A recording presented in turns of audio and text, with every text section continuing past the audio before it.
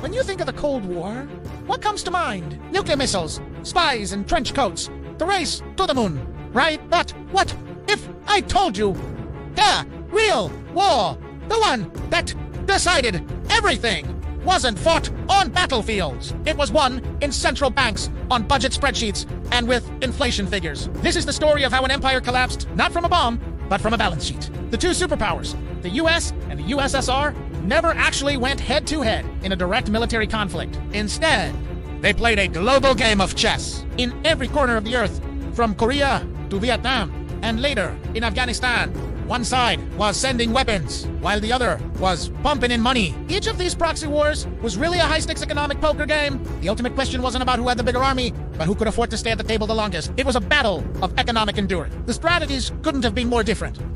The US played a very clever long game. They rebuilt a devastated Europe with the Marshall Plan, turning former enemies into powerful economic allies. They made the US dollar the world's reserve currency, effectively tying the global economy to their own system. This allowed them to finance wars and project power without losing financial control at home. The Soviet Union played a different hand entirely. They funneled weapons and resources into their satellite states, sold cheap energy, and exported their communist ideology. The problem was, much of this was given away for free or at a massive discount. Their system looked strong on the outside, but it was constantly consuming its own resources just to stay afloat.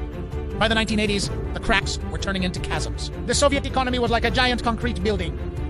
It looked solid and imposing, but inside, the foundations were rotting away. The relentless arms race with the US was devouring an unsustainable portion of their national budget. Afghanistan became Musco's, Vietnam a costly, unwinnable, and endless money pit that drained the treasury dry. On the home front, state-run production was hopelessly inefficient. Their technology was falling further and further behind. And worst of all, the people were losing faith in the system. In the end, the Soviet system simply ran out of steam. It exhausted itself. The economy imploded. The Berlin Wall fell, and the empire crumbled almost overnight. The Cold War left us with a powerful lesson.